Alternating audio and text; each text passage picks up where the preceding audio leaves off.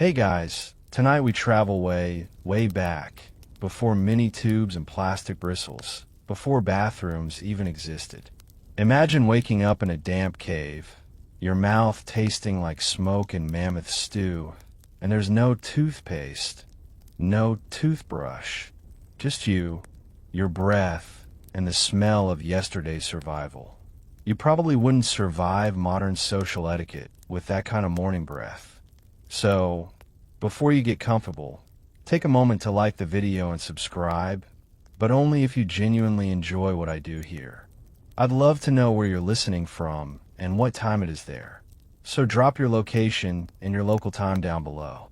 Now, dim the lights, maybe turn on a fan for that soft background hum, and let's ease into tonight's journey together. You step barefoot into prehistory, where the concept of dental hygiene is as alien as Wi-Fi. Your ancestors don't exactly brush, they improvise. Picture a small tribe huddled by a flickering fire. One of them, maybe it's you, picks up a stick, frays the end by chewing it, and starts scraping at their teeth. It's not exactly mini fresh, but it's something. Bits of bark, ash, and grit rub away yesterday's leftover meat. You can almost hear the faint scritch sound echoing in the silence of a night filled with crickets and distant predators. Historians still argue whether these early humans cared about hygiene or just want to get rid of that awful taste. Some say it was instinct, an urge to keep the mouth free from decay. Others think it was accidental, a side effect of chewing fibrous plants that naturally clean teeth. Whatever the reason, your Stone Age self isn't brushing. You're surviving. You crouch beside a Neanderthal who picks up a shard of bone, dips it in ash, and scrapes it between cracked teeth. The bone powder leaves a chalky taste, but it works, sort of. Bits of meat and sinew dislodge, replaced by the dusty flavor of fire. You make a face, but he grunts approvingly. This is peak prehistoric oral care. The air smells of smoke and dirt. A nearby river glimmers faintly under the moon. Some people rinse without water after chewing fibrous twigs, letting the cold shock their gums awake. Others simply spit into the dirt and carry on with their day. It's not glamorous, but it's effective enough to keep rot from spreading, at least for a while. Archaeologists have actually found worn tooth surfaces in fossilized skulls, proof that ancient people used abrasive materials, intentionally or not. Tiny scratches on enamel reveal a primitive kind of brushing, though without any concept of minty freshness. Imagine trying to advertise that. Introducing grit paste, now with 30% more sand. You shift your gaze toward a woman grinding charcoal and animal fat together, an early kind of mouth polish. It's black, oily, and utterly unappetizing, but when she rubs it on her teeth with a smooth stick, they gleam faintly in the firelight. Charcoal, it turns out, has been humanity's go-to cleaning hack since before recorded time. It absorbs odors and removes surface stains, something you might recognize from those trendy black toothpaste ads thousands of years later. Every mouthful of ancient life is rough. The food's coarse, the tools are crude, and your gums don't get much mercy. By age 30, many adults have already lost several teeth. You chew carefully, slowly, aware that one wrong bite could end in a painful infection. Yet, strangely, cavities aren't that common, mostly because sugar isn't. No candy, no fruit juice, no sweetened bread, just meat, roots, and plants that scrape your enamel clean as you eat. Still, it's not all survival instinct. There's a hint of ritual here too. Some early groups believe the mouth connected directly to the spirit. Cleaning it wasn't just practical, it was sacred. You imagine a small ceremony, a young hunter rinsing his mouth in the river before a hunt, believing a clean mouth brings luck or courage. Another chews aromatic leaves before meeting someone, trying to mask the sour tang of days without food. And that's where you start to see the very first spark of vanity. Maybe it's not about hygiene yet, but about how you smell, how you taste to others, how you appear when you laugh. Even in a world where you can die from a bad mushroom, someone still wants to smell less awful. You lean closer to the firelight and see a group of early humans sharing tools, twigs sharpened at one end, flattened at the other. They pass them around like primitive toothbrushes. Someone adds a dash of clay or crushed stone to the mix, claiming it makes the teeth strong. It probably doesn't, but you admire the effort. A light joke crosses your mind. If toothpaste ads existed back then, they'd probably say something like, "For teeth so clean, even the saber tooth won't smell you coming." Not exactly a bestseller, but hey, it might have worked. Later that night, when everyone's asleep, you notice something else. The tribe's oldest members have receding gums, worn enamel, and broken teeth. Their diet is to blame, but also the grit from grinding stones that seeps into their food. Ironically, what they eat slowly sands their teeth away. Life expectancy doesn't give decay much time to finish its job, though. You fall asleep to the sound of crackling fire and wind whistling through a mouth of half-clean, half-worn teeth. In the quiet darkness, one figure stirs. He picks up a smooth stick, runs it through ash, and starts gently scraping again. Maybe he's cleaning. Maybe he's thinking. Maybe he's just bored.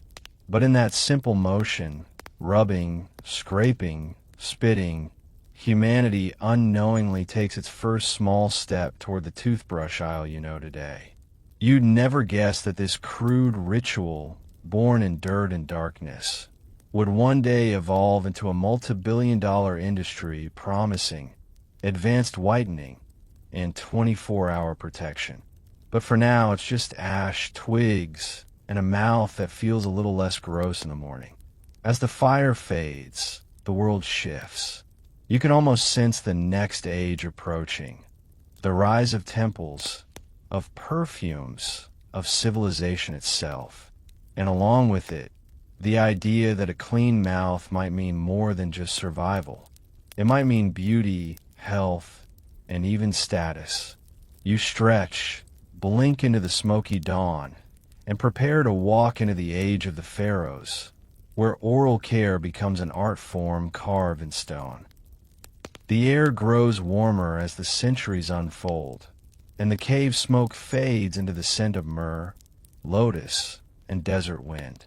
You find yourself walking along the golden banks of the Nile, where sunlight dances on the water, and the pyramids rise like colossal teeth from the earth. Civilization has arrived, and with it, a sudden fascination with how people smell, look, and live.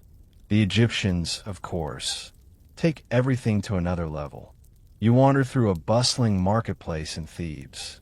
Merchants shout, donkeys bray, and the air smells of spices, dates, and a faint trace of something powdery and burnt. A woman sits at a stall grinding ingredients on a flat stone slab. Burnt eggshells, powdered pumice, and bits of ox hoof mixed with aromatic oils. She adds a pinch of salt, a little dried iris, and, why not, a hint of mint. Then, she holds it up proudly like she's just invented Crest 0.0001 BC. You watch her customers dip their chewed sticks into the mixture and scrub away with precision. Their tools are thin twigs from the Salvadora persica tree, better known today as the toothbrush tree. Its natural antibacterial properties make it one of history's most brilliant hygiene hacks. The fibers fray into soft bristles, perfect for cleaning without cutting the gums. You roll it between your fingers. It smells faintly of pepper and lemon. Not bad, honestly. Historians still argue whether Egyptians cared more about hygiene or about social appearance. Some believe it was deeply tied to their religion. the idea that purity of the body reflected purity of the soul. Others think vanity was already well in bloom, even under the blazing desert sun. After all, this is a culture where people shave their entire bodies, bathe twice a day, and applied perfume before entering temples. So, naturally, bad breath, not an option. You pass through a temple courtyard where priests perform purification rituals. One dips his hand into a golden bowl filled with water, natron, a natural soda ash, and crushed salt. He swishes in his mouth and spits into the sand. This isn't just cleansing, it's spiritual maintenance. A clean mouth pleases the gods, he says, before disappearing into the cool shadows of the temple. You're tempted to follow, but the faint metallic taste of natron in the air makes you hesitate. Now, not everything in ancient Egypt smells divine. You catch a whiff of another concoction, one that makes your stomach turn. Some early recipes mention mixing ashes and ground animal bones, and even using crushed hooves or oyster shells for that extra abrasive sparkle. For a brighter smile, add a dash of pain. You joke quietly, watching a young man flinch as his gums bleed from overenthusiastic scrubbing. And here's the quirky part. They sometimes use fine sand as a cleanser. Sand, the same stuff stuck between your toes after a beach trip.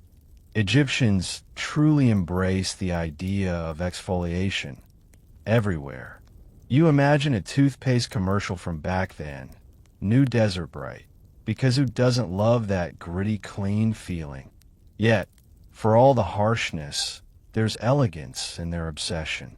Tomb paintings and hieroglyphics show smiling figures with neat, white teeth. Archaeologists have even found tiny reed tubes, early containers that might have held powdered dentifrice. Picture a noblewoman, her reflection shimmering in a polished bronze mirror, dabbing the powder on her finger and rubbing it delicately over her teeth before a feast. Cleopatra might have done exactly that, preparing her smile as carefully as her eyeliner. You pause by a scribe who's taking notes on a papyrus scroll, listing ingredients for mouth freshness. Honey, cinnamon, frankincense, and rock salt. It sounds more like a dessert than a hygiene product. You take a sniff, sweet, smoky, oddly pleasant. Maybe that's how the royal court managed to smell good, even after days in the heat. A little boy runs by, laughing, chewing on a small stick. His mother calls out, reminding him not to swallow it. Apparently, kids back then also liked to chew things they shouldn't. The frayed stick swings from his mouth, making him look like a mischievous puppy. You grin. Some habits never die. But even with all their innovations, Egyptians weren't immune to dental problems. Their bread, made with stone ground flour, contained tiny bits of grit that slowly eroded enamel. X-rays of mummies show worn, cracked teeth, and exposed nerves.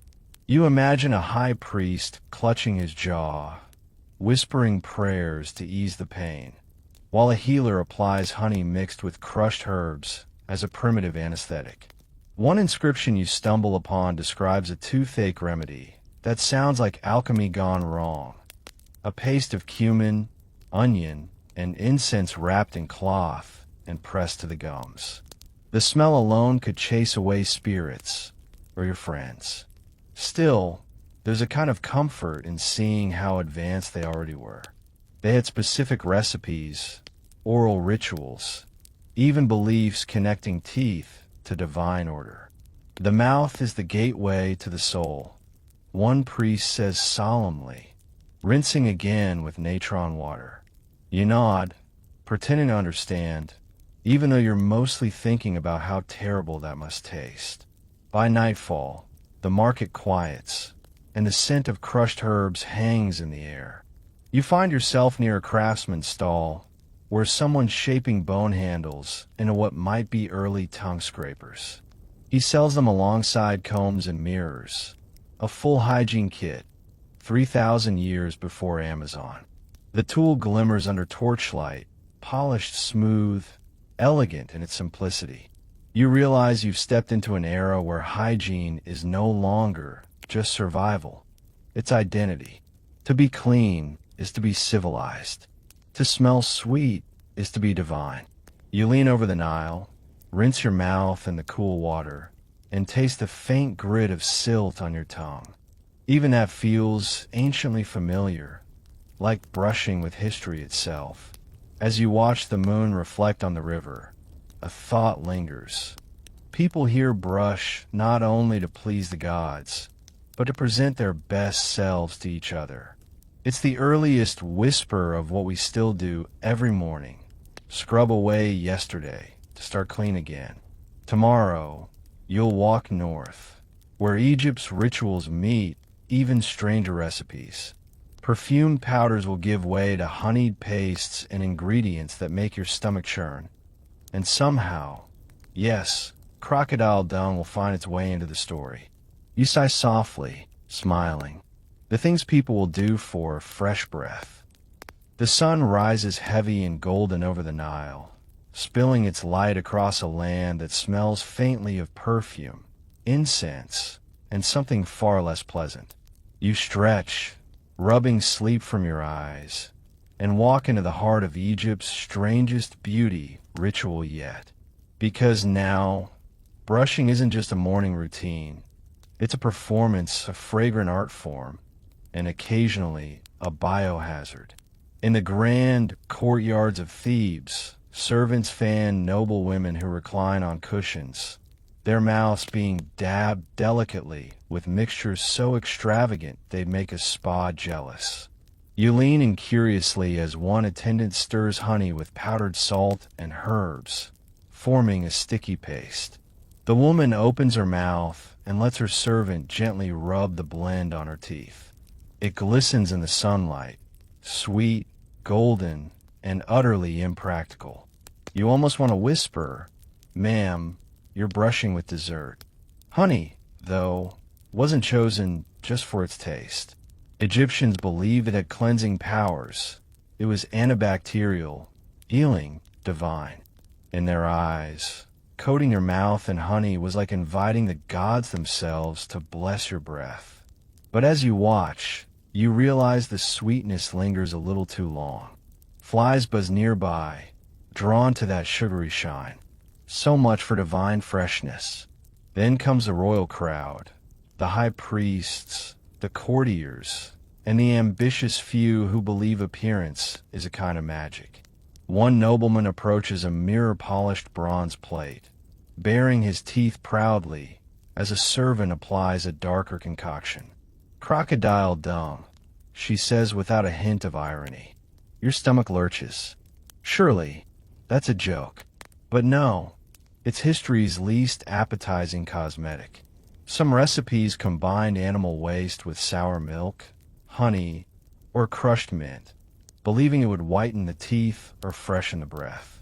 Historians still argue whether anyone actually used it regularly, or if it was more symbolic, an offering, perhaps, to prove purity through suffering. Either way, the image of someone smearing crocodile dung across their teeth is one you'll never unsee. You can't help but mutter under your breath, "Mint would have been fine, guys." Egyptian hygiene, for all its sophistication, danced constantly between logic and superstition. On one hand, they used proven antibacterial ingredients like salt, charcoal, and honey. On the other, they trusted animal products and magical amulets to keep away tooth demons. You pass a priest carving a small charm shaped like a jawbone, muttering incantations. The amulet is meant to prevent toothaches, because, obviously, spiritual pests cause cavities. You glance at a mummy sarcophagus being painted nearby. The artist adds careful details around the mouth. A clean smile, even in death, was considered essential. After all, how else could your spirit greet the gods? They believed the mouth needed to be ritually opened after death so the soul could speak, eat, and breathe again. Imagine that. The afterlife starting with a dental checkup. A scribe nearby documents a toothache remedy that might make modern dentists faint. Grind donkey hooves, mix with vinegar, and swish. You picture someone doing that before bed and can't help laughing softly. For that truly unique flavor, you whisper, watching the scribe frown at your lack of reverence. Still, there's genius beneath the madness. You watch another apothecary burn acacia wood to ash and mix it with powdered myrrh and salt. The smell is sharp, resinous, almost pleasant. When rubbed onto the teeth, it creates a fine abrasive polish that actually works. Myrrh, in particular, acts as an early antiseptic. It's the ancient world's version of Listerine, minus the glass bottle and catchy slogan. In a side street, a poorer family can't afford fancy ingredients. Instead, they chew fibrous sticks from the Iraq tree, the same kind that future Islamic cultures will later call miswak. You watch as the father shows his son how to fray the end, turning it into natural bristles. Chew until it blooms, he says softly. The boy bites down, and the stick opens like a tiny brush. The father's teeth are worn, but surprisingly clean. This small tradition will outlive empires. You sit beside them, trying it yourself.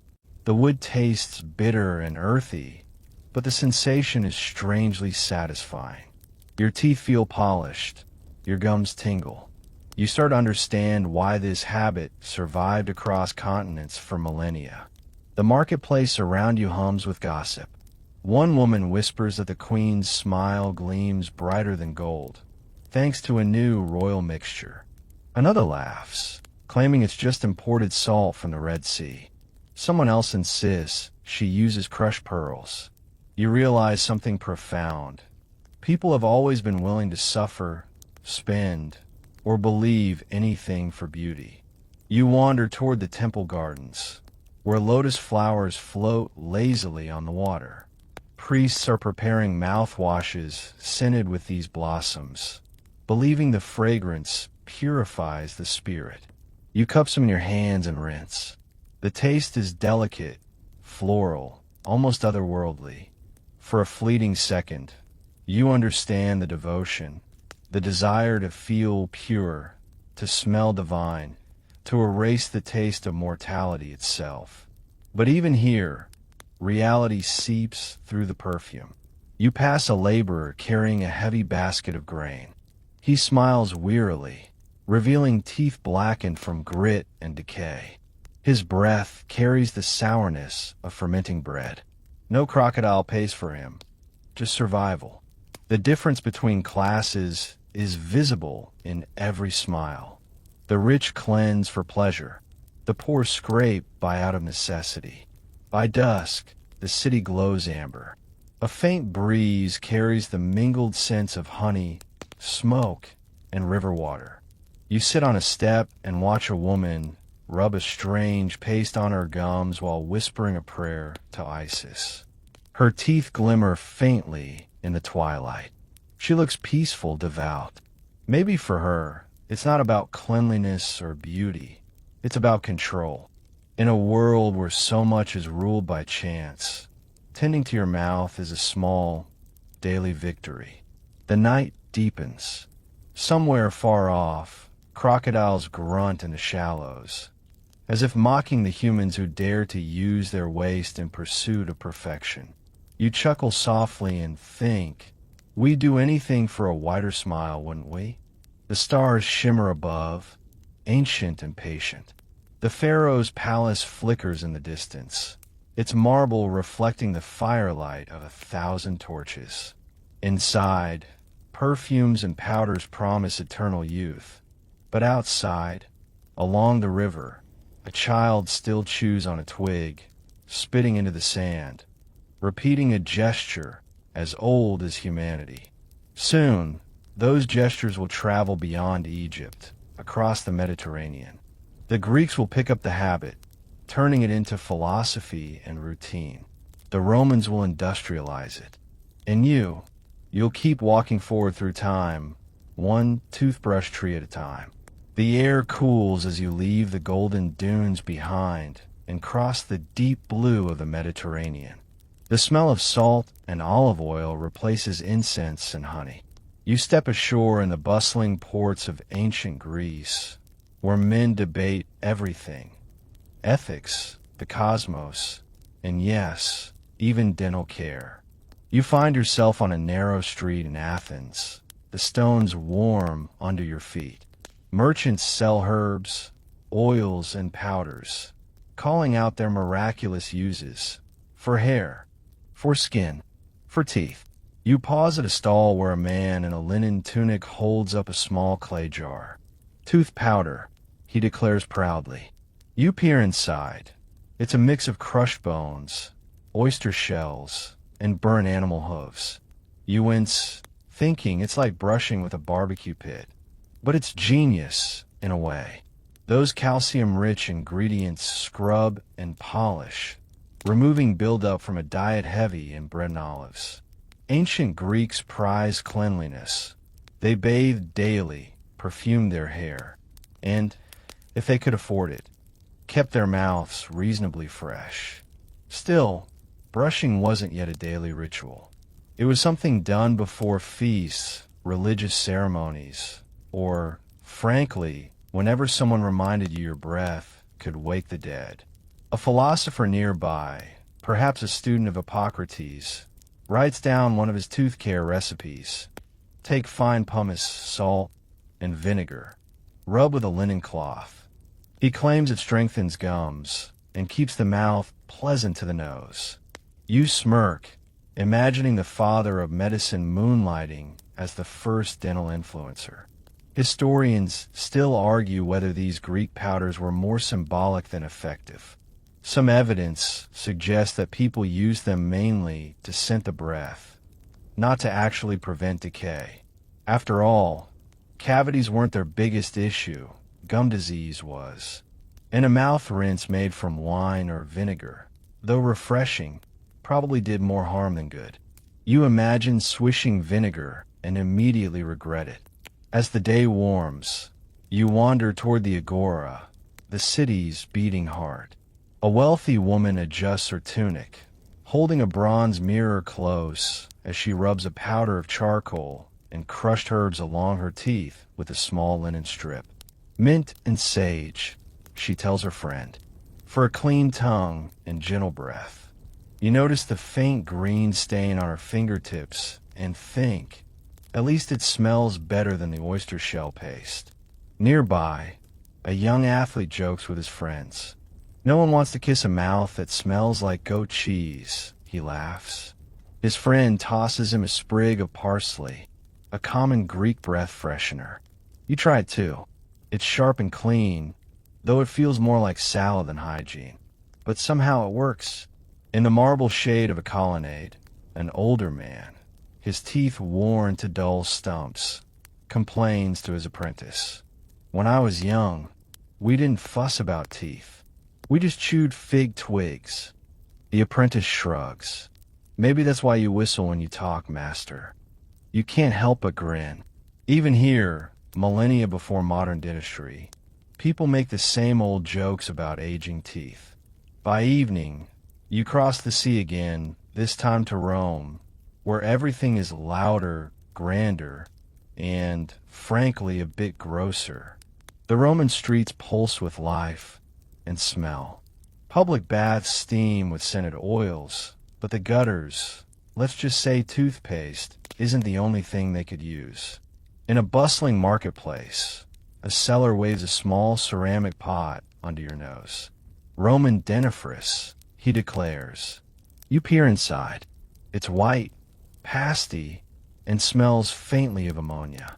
You're about to ask what's in it when a passing soldier blurts out, "Portuguese urine, my friend. Best cleanser there is." You freeze. Wait, what? Yes, Roman mouthwash sometimes involved human or animal urine. The ammonia in it actually works as a bleaching agent.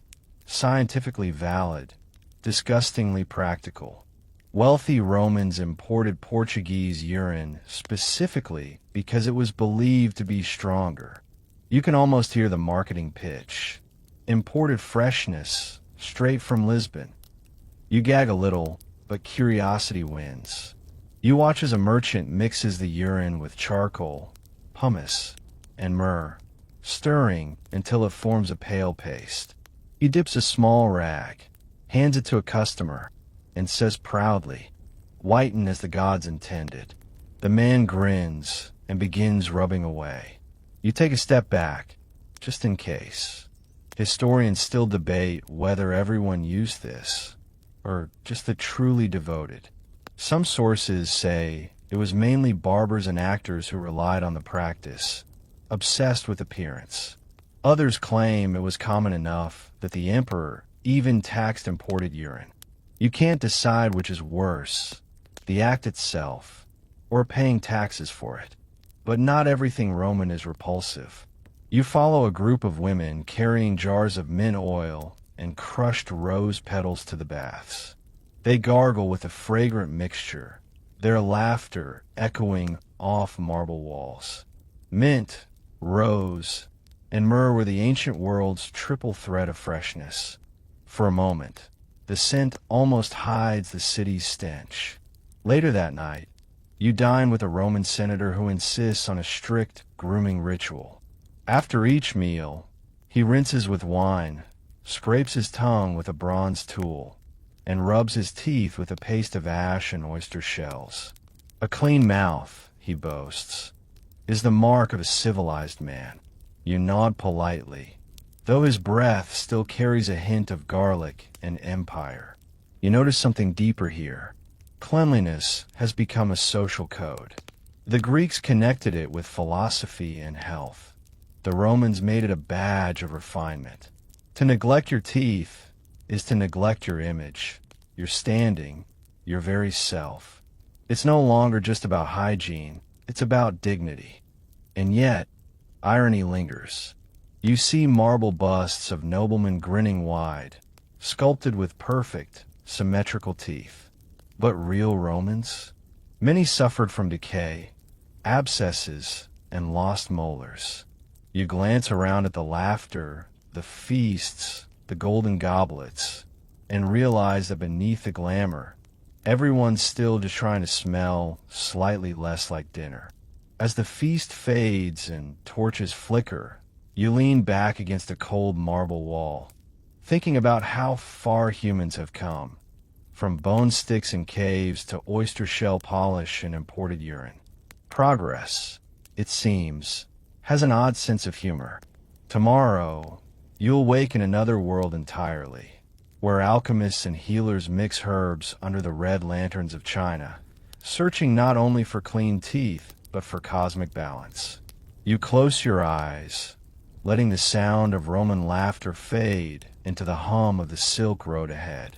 You wake to the gentle clinking of bells and the smell of smoke and herbs. The harsh grit of sand and vinegar is gone. Now the air is rich with sandalwood, camphor, and jasmine. You've drifted east, far beyond the reach of Roman marble, into a land where cleaning your mouth isn't just hygiene, it's harmony. Welcome to ancient China, where brushing your teeth becomes an act of balance between body and spirit. You stand at the edge of a teeming market. Paper lanterns swing overhead, their red glow painting the streets like firelight. Merchants hawk everything from silk to spices to tiny bundles of dried herbs that hang from bamboo poles. For breath, one vendor says, smiling, and for luck, you lean closer and catch the scent of mint, ginseng, and salt. It's sharp, earthy, and comforting. You pick up a small clay pot labeled Ko Yao, mouth medicine. Inside lies a grayish powder made from salt, dried ginger, and crushed tea leaves. You dab a bit on your finger and rub it against your teeth. It's rough but not painful, and the aftertaste is herbal, almost soothing. You can't help but think, this might be the first mouthwash that wouldn't make you cry. Chinese oral care stretches back thousands of years, wrapped in the wisdom of traditional medicine. According to ancient belief, every part of your body reflects your internal energy, your chi. A healthy mouth means balanced energy, a healthy heart, and a calm spirit. So when you brush, you aren't just scrubbing away food. You're restoring order to the universe inside your face. Historians still argue whether these early herbal mixtures were based on science or symbolism. Some claim they truly worked. The salt cleaned, the herbs soothed gums, and the ginseng strengthened the mouth's life energy. Others suggest it was more spiritual, that cleaning the mouth each morning was a meditation as much as a health ritual. You walk past a group of scholars studying calligraphy in a courtyard. One dips a willow twig in salt water and gently rubs his teeth before sitting to write. The brush must flow like clean breath, he says. You nod, pretend to understand, but mostly you're impressed that even artists here warm up with dental prep. Nearby, a woman in silk robes demonstrates how to prepare her morning powder. She crushes mint leaves with a porcelain pestle, mixes them with green tea, and adds a pinch of alum, a natural antiseptic. Keeps the teeth white and the mouth cool, she says. Then, she chews on a thin stick of aromatic wood until the fibers splay. It's elegant, deliberate, almost like tea ceremony meets self-care. You try it. The wood tastes faintly sweet, the mint burns lightly, and your mouth feels alive. The sensation is refreshing but gentle, without the sting of vinegar or sand. You realize that for the first time in this long journey, brushing feels pleasant. A physician named Zhang Hua, his hair tied in a silk cord, invites you to sit. He explains that according to ancient texts, the mouth governs speech, and speech governs harmony. Clean teeth aren't just about health. They symbolize discipline. If the mouth is impure, he says, words become impure. You chuckle softly, wondering how many politicians could use that advice. He shows you his kit, a tiny wooden case filled with powders of bamboo charcoal, salt, and medicinal herbs. Each morning, he dips a damp silk cloth into the mix, wraps it around a finger, and wipes his teeth clean. You notice his smile. It's neat, pale, and unblemished. Proof, perhaps, that his methods work. You wander through the winding alleys of Chang'an, the great city of the Tang dynasty. Apothecaries hang scrolls depicting diagrams of the human body, lines of energy flowing from the mouth down to the chest. If your teeth ache, one poster reads, "Your heart is troubled." You can't tell if it's metaphor or medicine, but either way, it feels oddly poetic. In a tea house nearby, merchants gossip about a strange new remedy from the south, powdered pearl. They say emperors use it to polish their teeth to a glow. You sip your tea, imagining someone grinding pearls into dust just to smile brighter. Humanity never really changes. It just gets more expensive. The evening air fills with the hum of insects. In the corner of a small courtyard, you spot an elderly woman teaching her granddaughter how to chew the air. She takes deep breaths, gently tapping her teeth together, a Taoist exercise believed to strengthen gums and improve digestion. The girl giggles, trying to copy her. The rhythmic click-click-click of teeth becomes almost musical. Do this every morning, the grandmother says, and your teeth will last as long as your heart beats. You smile, realizing you're witnessing one of history's first recorded oral exercises. Move over yoga. But it's not all serene wisdom. Some methods are downright bizarre. You overhear a traveling doctor recommend boiling pig's bones until they turn soft, then using the broth as a rinse. Another claims that spitting 7 times toward the sunrise purges bad breath. You can't decide which sounds less appetizing, the pig soup or the sunrise spitting. Still, the Chinese focus on balance gives their dental traditions a grace that feels timeless. Every step, the herbs, the chewing sticks, the quiet morning rituals, connects mouth care to mindfulness. You begin to understand. Brushing isn't about removing dirt anymore. It's about restoring equilibrium. You stroll along the riverbank as paper lanterns float downstream, glowing like little orange moons. The faint sound of flutes and laughter drifts from a festival nearby. You touch your teeth, polished by herbs and salt, and realize you're part of a continuity stretching across centuries. Humans chasing the same goal: to feel clean, to breathe easy, to face the day unashamed.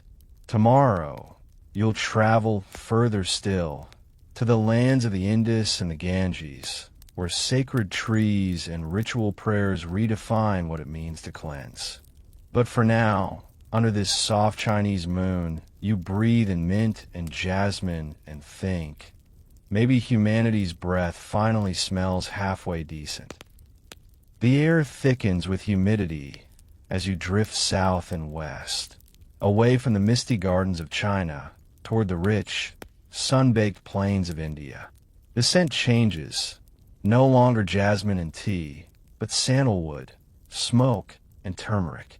You step into a dawn humming with prayer bells and birds, and for the first time, brushing your teeth feels almost holy. In the small village around you, people are already awake. Women in colorful saris walk to the river carrying brass pots, while men sit cross-legged near the water, performing morning ablutions. You watch as one of them breaks a twig from a nearby tree, chews one end until it fans out, and begins to clean his teeth with methodical calm.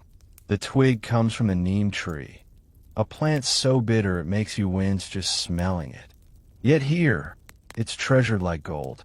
Ayurvedic texts, older than most of recorded history, describe this exact practice.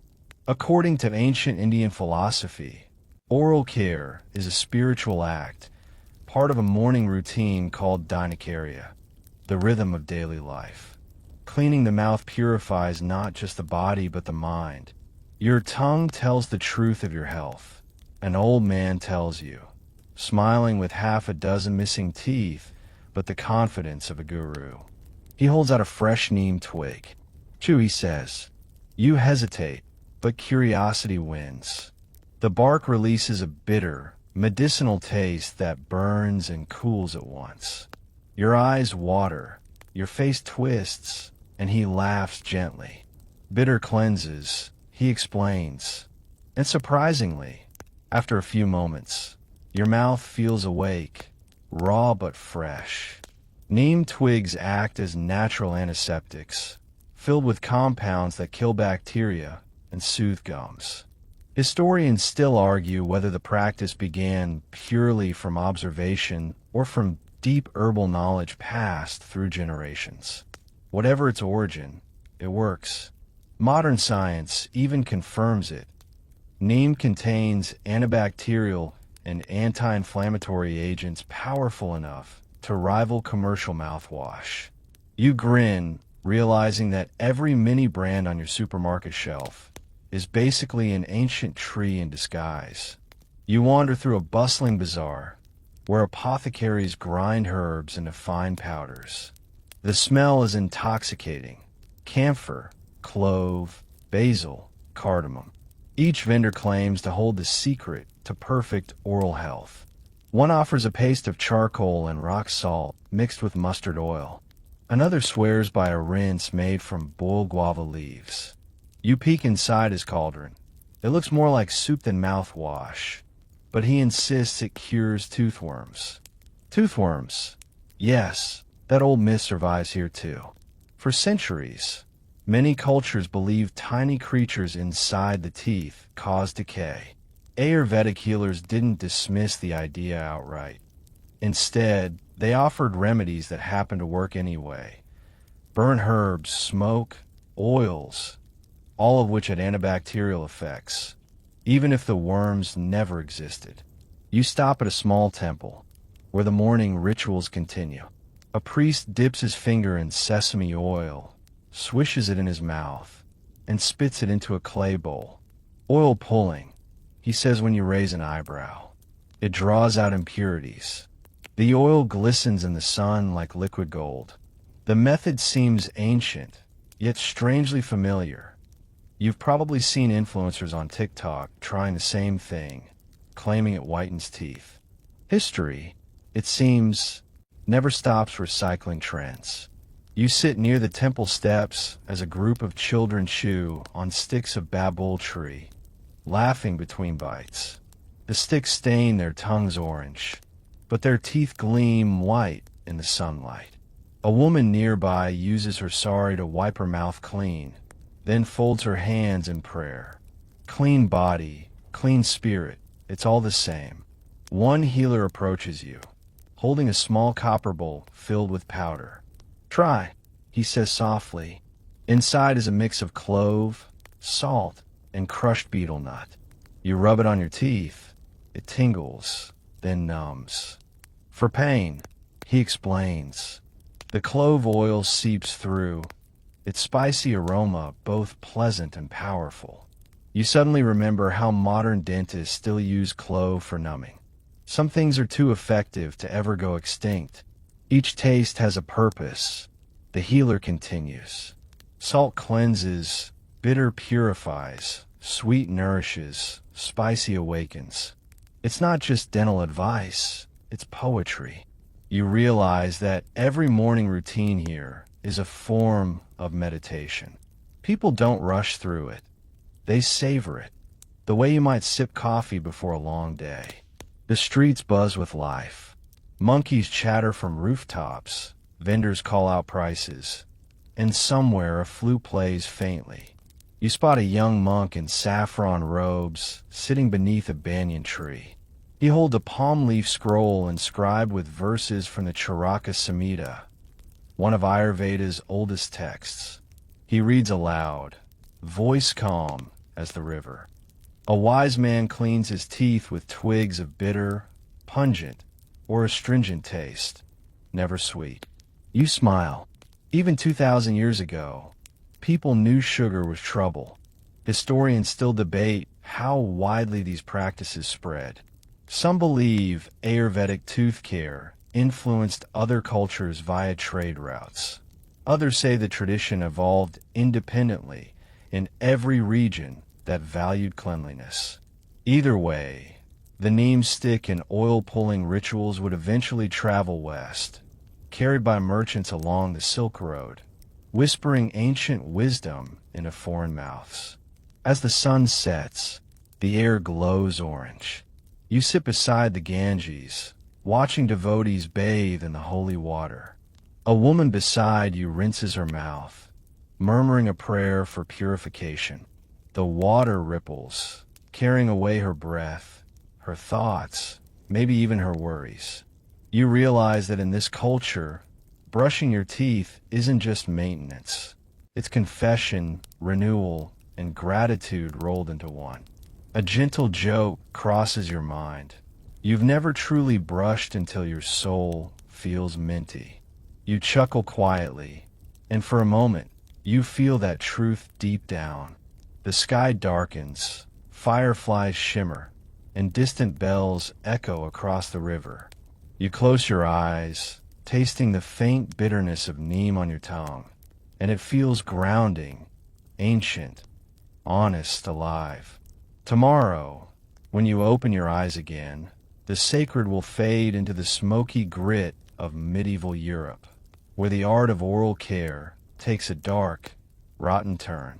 For now, though, you sit in peace, breath clean, mind quiet, spirit balanced under the eternal rhythm of the river. Morning breaks differently in medieval Europe. Gone are the perfumed rivers and holy rituals. Here, the air smells of smoke, damp wool, and yesterday's stew. The sun barely pierces the gray clouds, and the idea of fresh breath feels like a fairy tale whispered by faraway travelers. You find yourself walking through a crooked village street lined with timber houses. each one exhaling the scent of burning peat and unwashed humanity. People aren't brushing here. They're surviving. You pass a baker pulling loaves from a soot-covered oven. The bread smells divine, but you wince when you see the flour. It's ground with coarse stones, flecked with grit. Every bite will slowly sandpaper his teeth. Across the street, a young boy bites into a sweet apple, his teeth already blackened by the new obsession sweeping Europe. Sugar, imported from the East, it's a luxury for the rich and a dental disaster for everyone who can afford it. Historians still argue whether medieval people truly ignored oral hygiene or simply had different standards.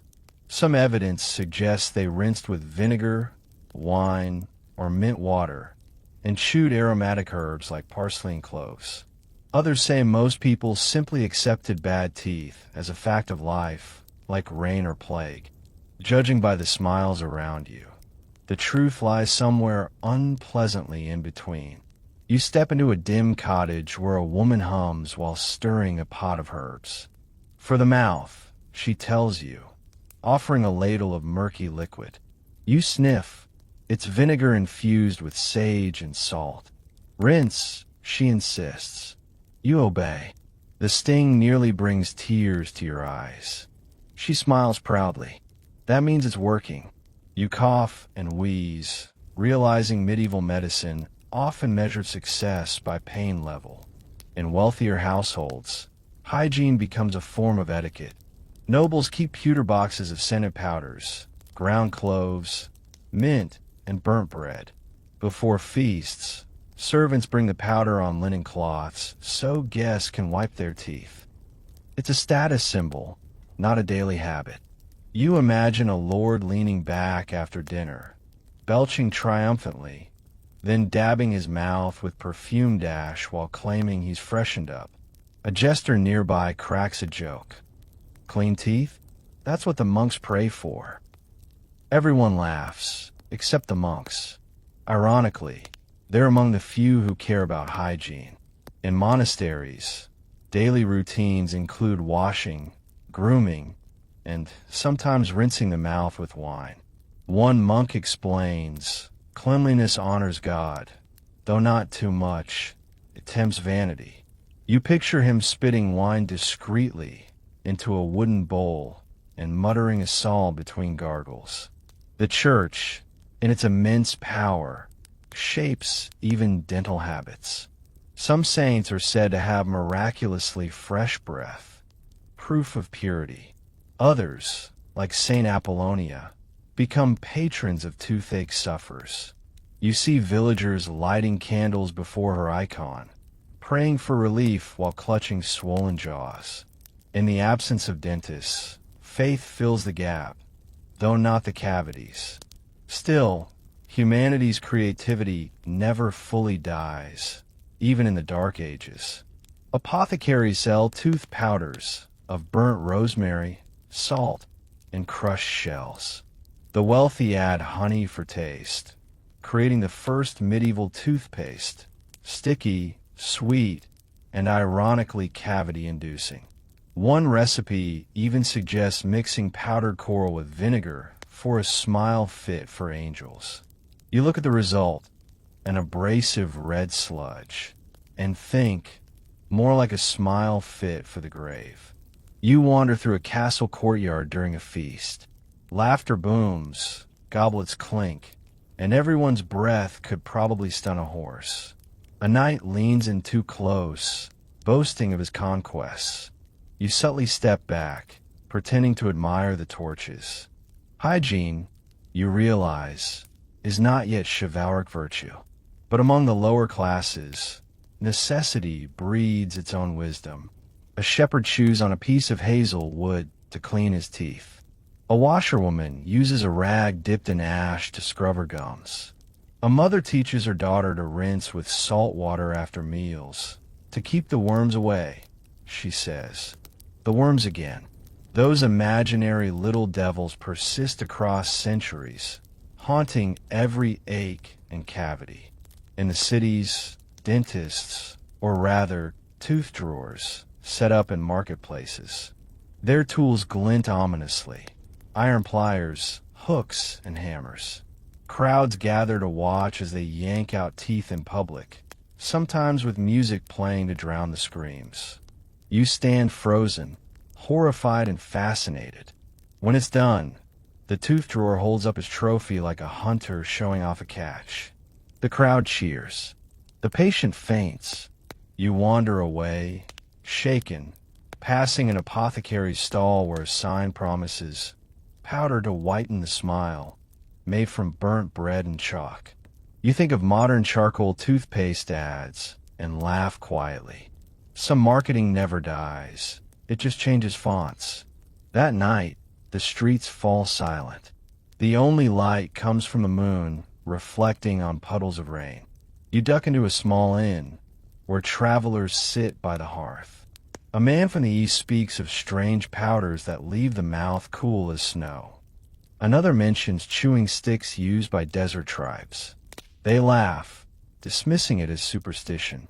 You sit quietly, knowing they're mocking the very future of their own smiles. Before bed, you rinse your mouth with the inn's ale. It's all they have, and grimace. It's sour, but it works. You feel a pang of sympathy for these people, trapped between ignorance and innovation, waiting for science to catch up. Still, not all is bleak. Somewhere in the flicker of candlelight, you sense curiosity stirring again. Herbalists experiment with mint, traders bring exotic ingredients, and whispers of ancient knowledge begin to resurface through trade routes. The Silk Road, carrying spices and silk, also carries stories of powders from Egypt, oils from India, and sticks from Arabia that clean without pain. Change is coming, though no one here can smell it yet. You fall asleep to the soft creak of timber beams and the faint sound of rain on thatched roofs. Your mouth tastes of ash and ale, your teeth rough but intact. Tomorrow, when you wake, it will be to the colors of the Renaissance, a world reborn, powdered and polished, where people chase beauty like it's salvation itself. Morning breaks in color now, soft pinks, golds, and blues stretching over tiled roofs and church domes. You blink awake in Florence, the heart of the Renaissance, and for the first time in centuries, the air smells of soap, citrus, and optimism. The world has rediscovered curiosity, art, and anatomy, and brushing your teeth is about to get its own makeover. You walk through cobbled streets, echoing with the chatter of merchants and the clatter of horse hooves. A perfumer's shop spills aromas of rosewater and bergamot into the square. Inside, bottles gleam like jewels, filled with oils, tinctures, and powders. The shopkeeper, a round man with ink-stained fingers, leans toward you conspiratorially. "Tooth powder?" he asks, lowering his voice as if offering something scandalous. You nod. He produces a small porcelain jar and pops the lid open. The smell hits you: mint, coral, and a faint metallic tang. Crushed coral, burnt bread, and mercury, he declares proudly. You blink. Mercury? Ah yes, he grins. Makes the smile shine. You stare at him, unsure whether to laugh or run. Mercury may polish, but it also poisons, a truth no one here knows yet. Still, nobles can't get enough of it. They crave brilliance, even if it kills them slowly. Beauty, after all, is worth dying for. At least that's the Renaissance motto. Historians still argue whether these recipes came from genuine experimentation or pure vanity. Some say scholars like Leonardo da Vinci studied the mouth's anatomy out of curiosity. Others claim alchemists drove the innovation, hunting for formulas that could restore divine balance to a human smile. Either way, you watch in awe as art, science, and superstition swirl together like colored paint in a basin. Across the piazza, a noblewoman sits before a mirror the size of a doorway.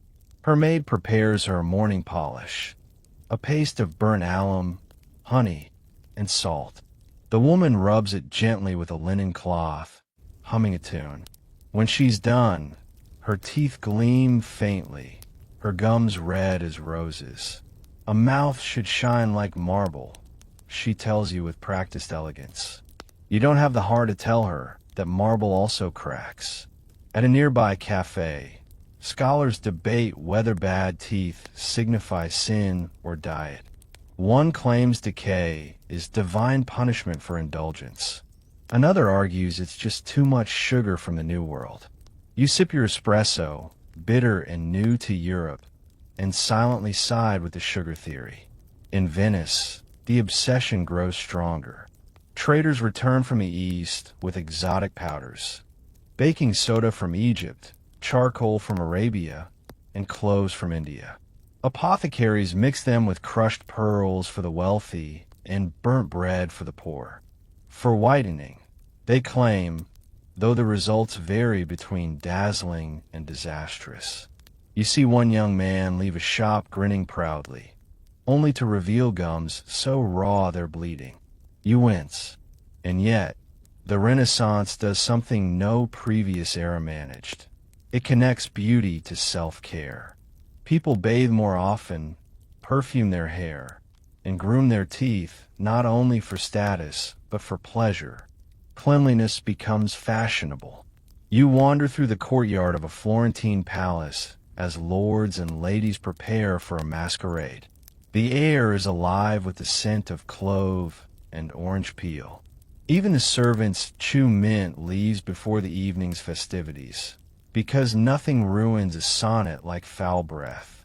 Later, you find yourself inside an apothecary's workshop lit by flickering oil lamps. Shelves groan under jars of crushed shells, powdered herbs, and curious liquids labeled in looping Latin.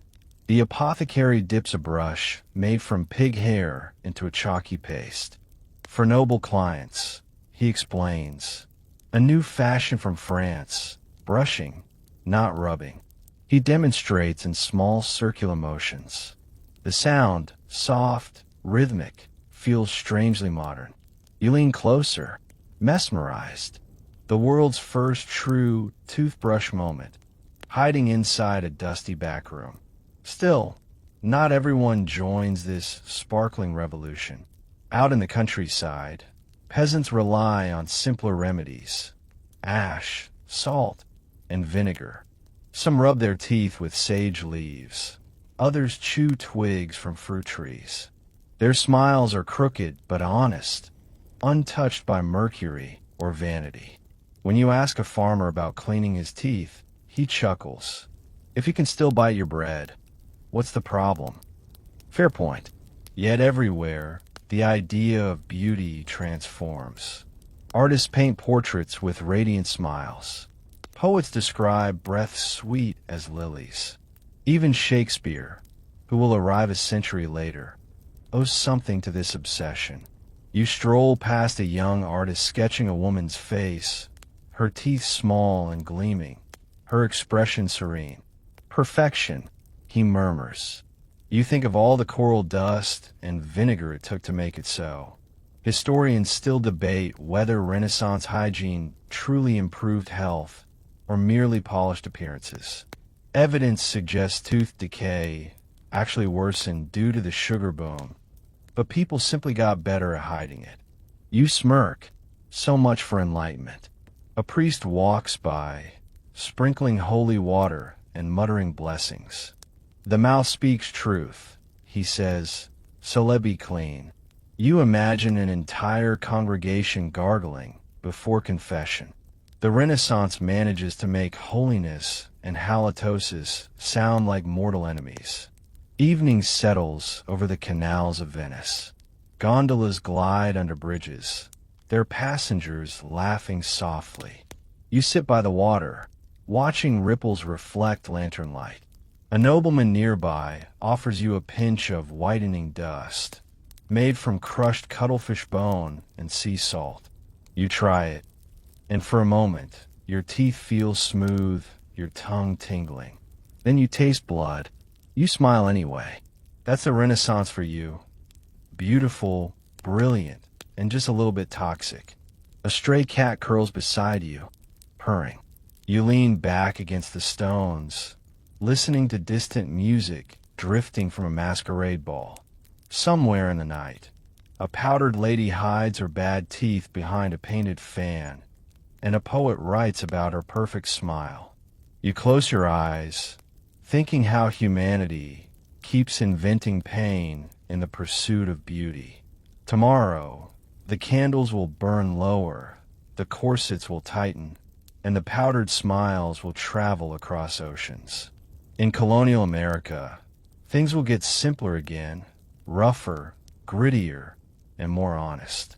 But tonight, beneath the moonlit shimmer of the Renaissance, every tooth glows like a tiny piece of art, polished by vanity and history alike. The air smells like pine smoke and salt as you awaken in a new world.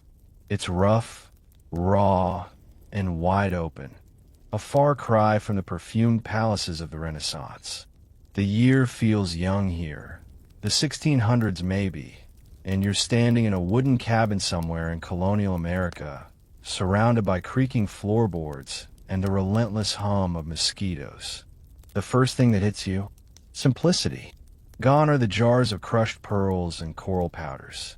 Here, your toothbrush is whatever you can grab for nature. A stick, a rag, a handful of salt. Welcome to frontier dentistry.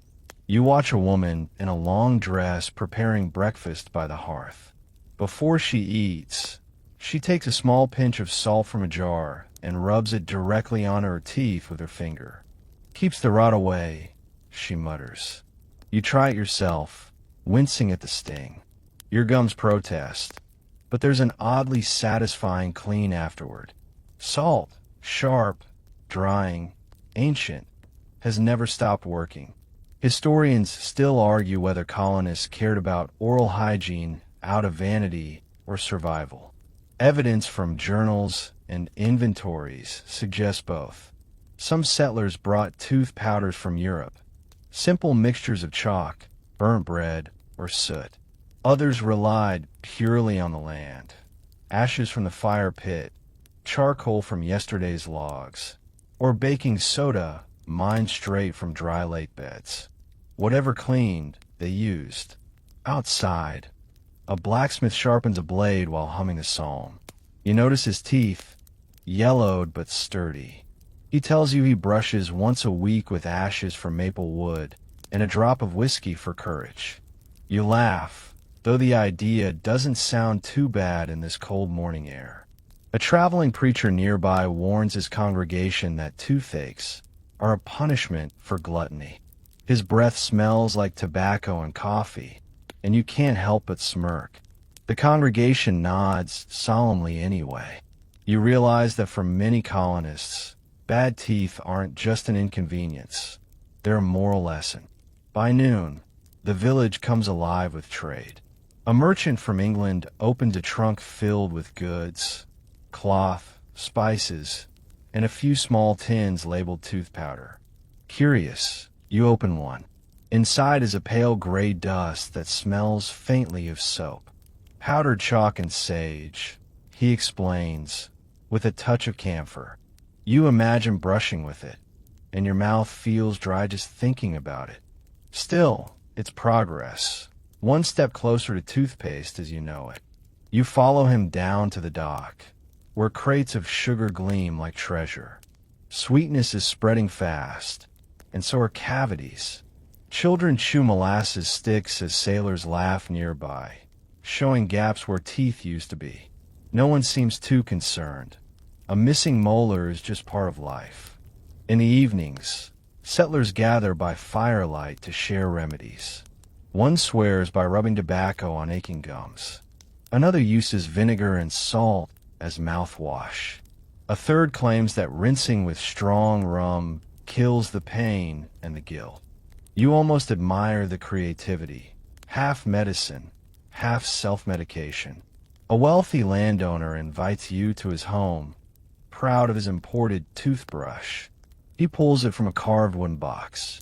The handle is ivory, the bristles coarse boar hair. Straight from London, he boasts. You hold it, marveling at how primitive yet familiar it feels. It's the same basic shape used today, though you suspect this one's seen better days. The bristles look like they've cleaned more boots than mouths. He demonstrates by dipping it into a tin of homemade paste, chalk, salt, and soap. He scrubs, spits into a basin, and smiles broadly. A gentleman must have clean teeth, he says, even though his are tinted gray. You smile politely, thinking at least he's trying. Later, you visit a healer's hut at the edge of town. Inside, jars of herbs and roots fill the shelves. She offers you a small bag of ground sage and mint. Chew it each morning, she says, and the spirits won't trouble your mouth. You take a pinch, it's bitter, earthy alive. You realize she's echoing the same wisdom practiced in India, Egypt, and China, carried here through trade and whispers. The old ways never truly die. They just change their accents.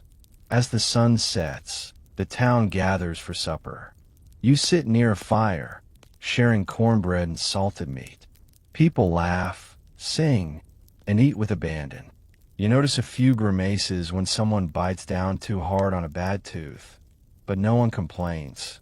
There are no dentists here, just pliers and prayers. A man beside you tells a story of his father losing all his teeth by 40, chewing soft bread for the rest of his life. Didn't stop him smiling, he says proudly. You realize that, even without toothpaste, humanity's spirit still shines through the gaps. But the winds of change are coming. Across the ocean, factories are being built. Chemists are experimenting with new compounds. Somewhere in a dimly lit laboratory, someone's grinding chalk and glycerin together, accidentally creating something smoother, more civilized. The industrial age is stirring. You stand at the edge of the clearing, looking out at the forest. The stars burn bright above the wilderness.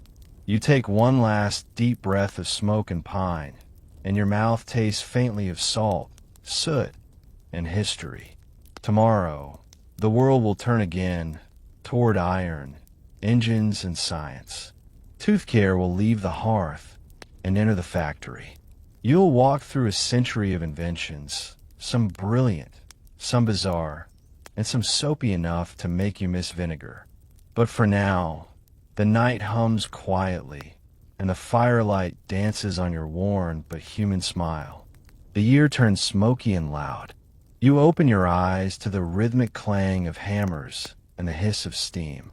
Chimneys pierce the gray sky, coughing soot into the dawn.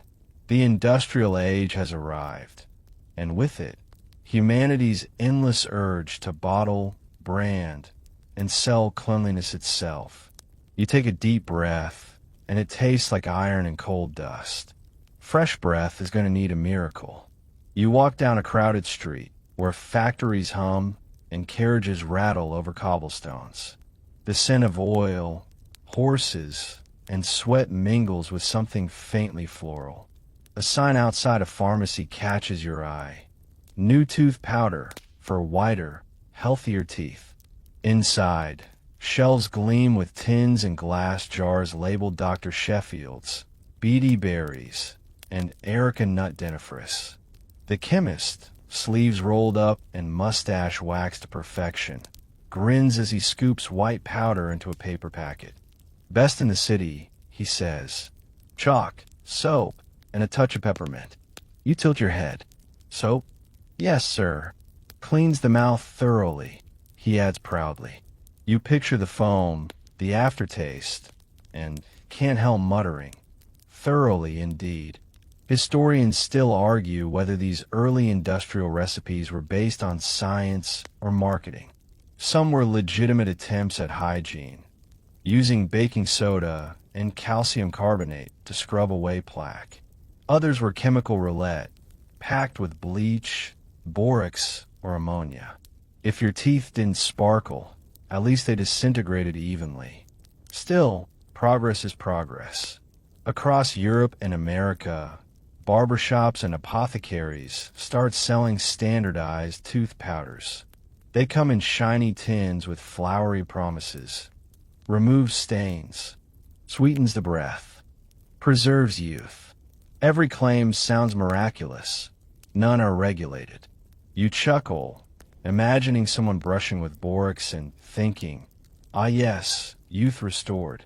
You wander into a Victorian home, where hygiene has become both art and obsession.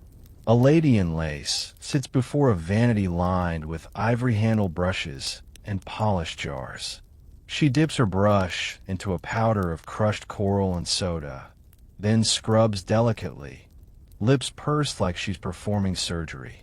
Nearby, her husband gargles with whiskey, declaring it a man's mouthwash. You realize this century doesn't lack creativity, it just lacks taste buds. A servant polishes the couple's silverware and whispers to you. They do this every morning, but their teeth fall out anyway. You look closer and see what she means. Gray gums, brittle enamel, smiles maintained by habit rather than health. Progress has its price. You walk back outside, where city life churns. Street vendors shout over the clamor of factory bells. One sells wooden toothbrushes with boar bristles bound into bone handles. You pick one up. It feels heavy, crude, yet strangely familiar. English import, the vendor boasts. Better than using a rag. You nod, remembering those twigs from Egypt and India. Humans have come full circle, just with more splinters. A newspaper headline flaps in the wind. New discovery. Glycerin paste promises smoother clean. You read further and learn of Dr. Washington Wentworth Sheffield, a Connecticut dentist experimenting with a creamy dentifrice in collapsible tubes. Revolutionary stuff. You grin. Toothpaste is being born right under your nose, though no one yet knows it'll one day define mornings around the globe. In the factories, chemists mix soap, chalk, and glycerin by hand, adding essential oils for scent. The smell of mint wafts faintly through the air, a little whiff of the future amid all the coal smoke. Workers scrape the paste into metal tubes, sealing them with heated clamps. No more dipping your brush in communal tins, one man jokes. You laugh too, though your eyes sting from the fumes. Historians still debate how quickly this new paste replaced powders. Some claim it spread overnight, others that it took decades. Old habits die hard, especially when the new ones cost extra. But slowly, the creamy concoction wins hearts and mouths. People like its smoothness, its foam, its convenience. Brushing finally feels pleasant, even luxurious. You step into a barber's shop where men sit under warm lamps reading the paper. Between shaves, the barber offers a mouth cleanse, a quick brush and rinse with peppermint oil. The customer spits into a tin bowl, sighing contentedly. Smells like a meadow, he declares. The barber smiles, and kills the germs too. You bite back a laugh. No one here knows what germs truly are yet. The idea of invisible bacteria won't hit the mainstream for another few decades. But instinctively, people sense something. Clean feels right. Even the advertisements grow poetic. Posters show smiling women holding shining brushes, their teeth white as pearls. The mark of refinement, one slogan reads. Another promises that brushing will preserve the passions of youth. You smirk, whispering, and possibly your molars. But beneath the optimism, darker ironies smolder. Industrial soot blackens lungs, sugar refineries churn out candy, and dentists get busier than ever. Progress giveth and taketh away. You pass a factory worker missing half his teeth, yet whistling cheerfully. Got my new powder yesterday, he says, showing you the tin. You nod. It's mostly sand, but it's a small piece of modernity. By evening, the city glows with gas lamps. You sit by a cafe window, watching people stroll past, each generation a little cleaner, a little more self-conscious.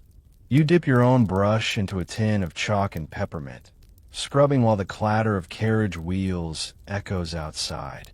The taste is sharp and metallic, but it carries something new: hope. Out in the distance, a bell tolls from a university tower. Science is rising. Soon, chemistry will replace guesswork, hygiene will meet medicine, and fluoride will sneak its way into the story. But for now, you lean back, breath tinged with soap and mint, and think how far humanity has come, from ashes and bones to laboratories and labels. The night air outside is crisp. Somewhere, a child brushes before bed for the first time, humming a lullaby. Somewhere else, a chemist scribbles a formula that will change the world of smiles forever. You close your eyes, soot and peppermint on your tongue, and prepare to meet the birth of the toothbrush, the final companion in humanity's long, minty march toward modernity. The morning air smells of sawdust, soap, and something faintly animal. You open your eyes in 18th century England, a world of powdered wigs, porcelain teacups, and breath that could still drop a horse. Factories hum outside London, and for the first time, people are talking seriously about personal cleanliness. Bathing, perfume, laundry, and yes, brushing your teeth. You wander through a small workshop tucked behind a row of townhouses. Inside, a man with rolled sleeves and soot on his hands is sawing bone handles from cattle femurs. His name, he tells you, is William Addis, and he's about to change everything. Legend says he invented the modern toothbrush while sitting in jail for starting a riot. Because what else do you do in prison but revolutionize oral hygiene? He explains it with pride. I watched the jailer's broom, see? The way the bristles sweep. I thought, why not for teeth? You watch him drill tiny holes into a smooth bone handle, thread through coarse boar hairs, and glue them in place with resin. It's crude, but elegant. There, he says, a brush for a gentleman's mouth. You hold it carefully. It's heavier than you expect, the handle warm from his touch. When he dips into a tin of tooth powder, chalk, salt, and charcoal, and begins brushing, it's like watching the dawn of a new ritual. The motion feels natural, almost meditative. You can imagine millions doing the same centuries later. Historians still argue whether Addis truly invented the first toothbrush or simply commercialized it. Some point to earlier Chinese designs using boar bristles and bamboo handles, traded through the Silk Road. Others credit him as the first to mass-produce the idea, turning a homemade gadget into a household necessity. Either way, you're holding history, bristly, awkward, and brilliant. By the early 1800s, these brushes are everywhere. Merchants hawk them at markets. Barbers add them to grooming kits. They're pricey at first, a symbol of refinement. The wealthy keep their brushes in velvet cases. The poor make do with wooden handles or even recycled bones from soup kitchens. You picture families sitting by candlelight, each with a shared brush, one tool, one household, one questionable idea of hygiene. You visit a London apothecary, where rows of small bottles gleam behind glass. The clerk presents you a new blend. Tooth powder with quinine and magnesia, sir, prevents decay and sweetens the mouth. You unscrew the lid and take a cautious sniff. It's minty and metallic, with an undertone of soap. Guaranteed by science, he adds. You ask which science. He shrugs. The expensive kind. In parlors and drawing rooms, brushing becomes a mark of civility. Elegant ladies in corsets dip ivory-handled brushes into porcelain bowls, scrubbing delicately before tea. Gentlemen discuss dental health alongside politics, as if both were moral obligations. A clean mouth, one declares, is the mark of a clean conscience. You smirk. If only they discovered floss. Still, it's progress. People brush once, sometimes twice a day. Recipes evolve. Burnt bread becomes baking soda. Salt gives way to chalk, and soap remains the stubborn constant. You see one mother teaching her daughter to brush gently in small circles, lest you ruin your gums. She hums softly while the child giggles at the foam. For the first time in this long journey, brushing feels almost tender, a moment of care, not punishment. And yet, the tools aren't kind. The bristles are stiff and coarse, scraping more than cleaning. After weeks of use, they fray and harbor moisture, breeding bacteria. A brush should last a year, a merchant claims proudly. You look at it, wet, smelly, and falling apart, and whisper, that's optimistic. A dentist in London begins experimenting with horsehair instead of boar bristles. It's softer but less durable. Another tries plant fibers, which rot quickly. A few even use feathers. You imagine brushing with a quill and nearly laugh. The Industrial Revolution has brought innovation, but not comfort. Meanwhile, sugar floods the world. Tea sweetened with cane sugar becomes Britain's favorite ritual. The poor now have access to the same luxuries once reserved for nobles, and with it, the same cavities. Dentists, once rare, multiply. Their offices smell of clove oil and fear. You peek inside one and watch a man gripping the armrest while a tooth is pulled with iron pliers. There's no anesthesia, no gentle words, just a scream, a pop, and a sigh. The dentist wipes his brow. Next, it's no wonder people are desperate to prevent toothaches. Tooth powders become part of every vanity set.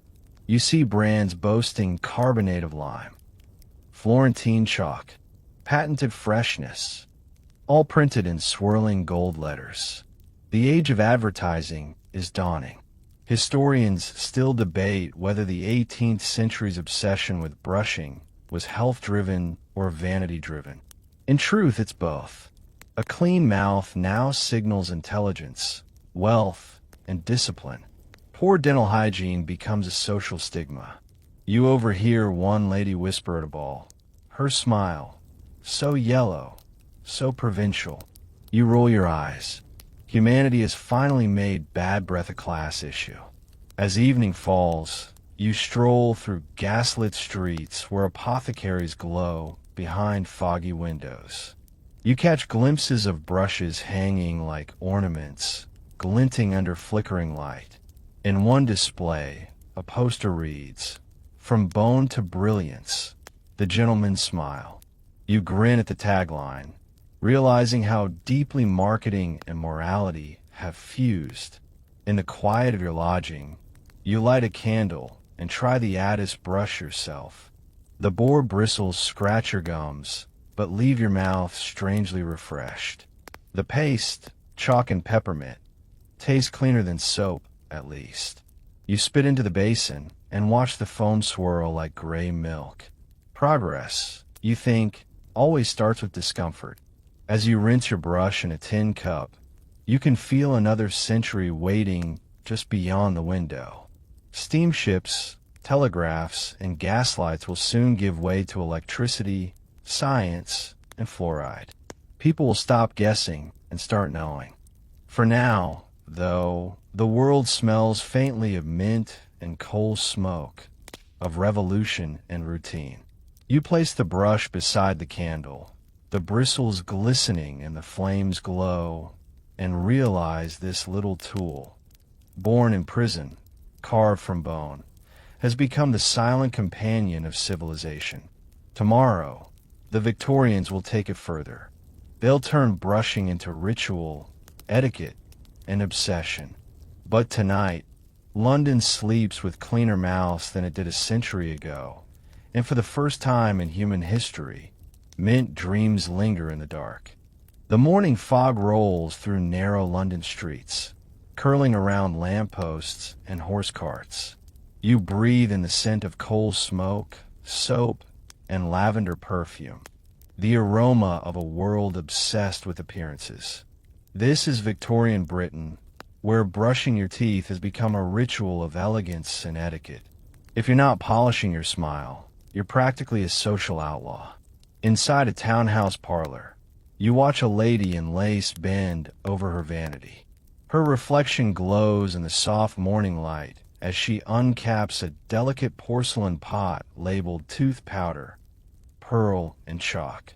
With graceful precision, she dips her ivory-handled brush into the powder, her movements as rehearsed as a dance. She scrubs in slow, tiny circles, careful not to ruin her gums, careful not to chip her carefully cultivated charm.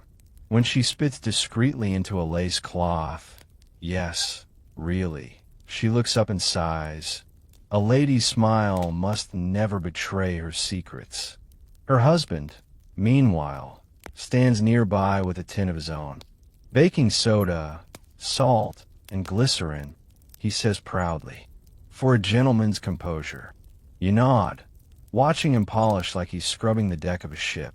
By the time he's done, his mouth is bleeding slightly, but he smiles anyway. Pain, apparently, is the price of refinement. Historians still argue whether Victorians truly achieved cleaner mouths or just more elaborate routines. What's certain is that they turned hygiene into theater. Everything, bathing, perfuming, brushing, had to be done with ceremony. Even the sound of a brush scraping against teeth became a subtle performance of civility, the soundtrack of an age that equated purity with moral worth. You stroll through a chemist's shop, where rows of glass bottles gleam like jewels. Labels boast ingredients both charming and alarming. Borax, chalk, quinine, ammonia. The chemist behind the counter wipes his hands on his apron and says, "It brightens teeth wonderfully." You ask what happens if someone swallows it. He smiles vaguely and replies, "One should not." You back away slowly. A newspaper on the counter features an advertisement. Dr. Soames Fine Tooth Powder, for breath sweet as spring. Below it, a smiling woman holds a tin beside the words, "Approved by gentlemen everywhere." You roll your eyes. Even back then, the marketing industry knew how to weaponize insecurity. In the crowded streets outside, people chew cloves, peppermint leaves, and even charcoal tablets to freshen their breath between social calls. Every cafe offers bowls of rose water or vinegar for rinsing. The city smells like a strange mixture of romance and bleach. Dentistry itself, though, is still a nightmare. You pass a barber surgeon's office with a sign reading, "Teeth extracted without screaming," most times. You peek through the doorway and see a man gripping the arms of a wooden chair while the barber pulls with iron tongs. A small crowd watches in fascination. When it's over, the patient sips brandy, muttering, "Blessed relief." You step outside quickly, grateful for your primitive boar bristle brush. But amid all the drama, science is stirring. In America, a Connecticut dentist named Dr. Sheffield has begun selling his cream dentifrice in collapsible tubes, a smoother, safer toothpaste that won't spill or dry out. Across the Atlantic, British chemists experiment with hydrogen peroxide and bicarbonate of soda. For the first time, mint becomes the standard flavor, and brushing starts to feel less like punishment, more like luxury. By the 1880s, advertisements fill newspapers and magazines. They promise confidence, beauty, even moral superiority. A spotless smile is the mark of a spotless soul, one proclaims. You laugh softly. If only the Victorians knew what was under those corsets. Still, the power of advertising sticks. Families begin buying brushes for everyone, even the children. Hygiene becomes habit. You stop by a schoolhouse, where a stern teacher lectures students about proper grooming. She holds up a toothbrush and declares, "A clean mouth shows discipline." The children groan but obey. You smile. The seeds of modern dental education are being planted one bristly chore at a time. At night, you attend a dinner party where etiquette reigns supreme. The candles flicker, laughter rises, and the food is rich: meat pies, puddings, and sugar-heavy desserts. Between courses, guests discreetly excuse themselves to powder the mouth. Behind the curtain, they spit into porcelain basins, reapply powder, and return with impeccable smiles. The illusion of perfection must never break. Still, even perfection has its limits. You notice that many smiles are more decorative than functional. Porcelain teeth, early dentures, are becoming fashionable among the wealthy. Some are carved from ivory, others made of porcelain or even human teeth, imported for battlefield corpses. You shudder as a lady compliments another's radiant smile, knowing it might once have belonged to someone else. Historians still debate whether the Victorians' obsession with cleanliness made them healthier. Tooth decay was rampant, but the idea of health became powerful enough to change behavior. They brushed because it was proper, they polished because it was polite, and in the process, they stumbled closer to prevention, even if half of them poisoned themselves with borax first. As the party winds down, you step into the cool London night. The fog carries the faint scent of peppermint and coal.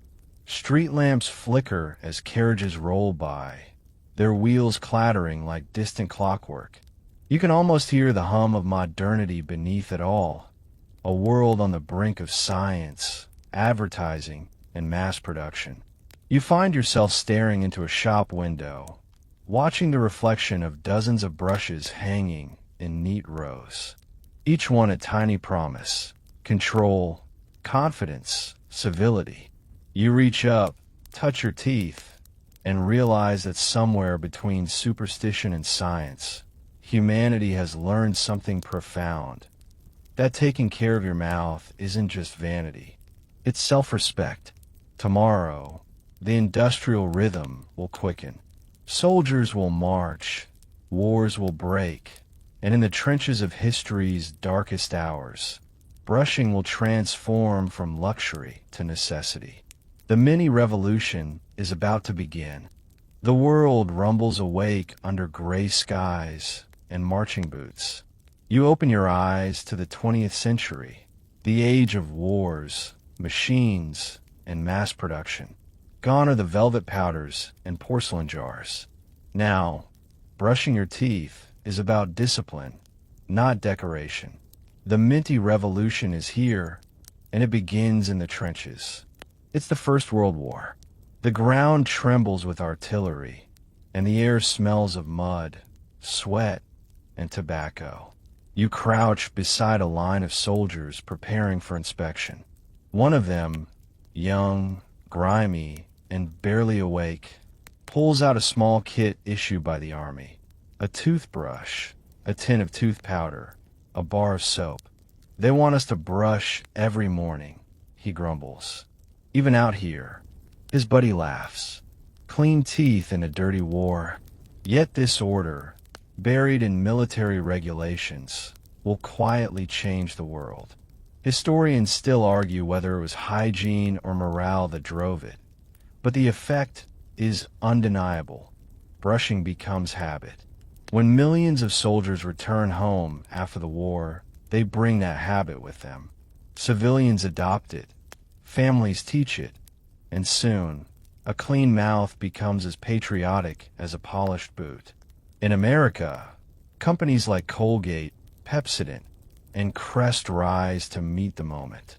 You walk through a bustling 1920s drugstore where the shelves glisten with tubes of mint green paste. Pepsodent, it makes you want to smile, declares a poster featuring a beaming couple. Another boasts, removes the film that dulls your teeth. You tilt your head. Film? you mutter. Turns out, the film is mostly marketing genius. Still, Pepsodent's real innovation is flavor. They add mint oil and citric acid to create that cool, tingly sensation, the feeling of clean that we still chase today. You try it yourself, squeezing a line of glossy white paste onto a sleek celluloid handle brush. The foam bubbles, the taste bites, and suddenly, brushing feels like victory. Radio jingles echo across the city. You'll wonder where the yellow went when you brush your teeth with Pepsodent. It's catchy, almost hypnotic. Brushing isn't just hygiene anymore, it's culture.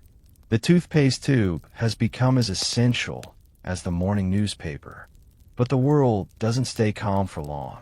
The Second World War erupts, and soldiers once again march with toothbrushes tucked beside their rifles. In field camps, medics insist that oral hygiene prevents infection. A healthy mouth, a healthy man, one commander says. It's not poetry, but it sticks. You crouch by a soldier's tent in 1943 as he squeezes toothpaste onto his brush with practiced precision. Tastes like home, he murmurs, the minty foam glinting in the dim light. He doesn't realize it, but that nightly ritual, 2 minutes of calm in a world of chaos, is anchoring an entire generation to normalcy. In the factories back home, innovation surges. Glycerin replaces soap, giving toothpaste a smooth, creamy texture. Synthetic mint oils make the flavor stronger, longer lasting. And in 1914, a game-changing discovery slips into the story: fluoride. Chemists notice that people living near naturally fluoridated water have fewer cavities. By mid-century, it's being added to toothpaste and, controversially, to water supplies. Historians still debate that choice. Some call it the greatest public health success in history. Others, a form of chemical control. But there's no denying the results. Cavity rates plummet, smiles brighten, and toothpaste sales skyrocket. You swirl a mouthful of mini foam and think. A bit of fluoride has done what centuries of twigs and vinegar never could.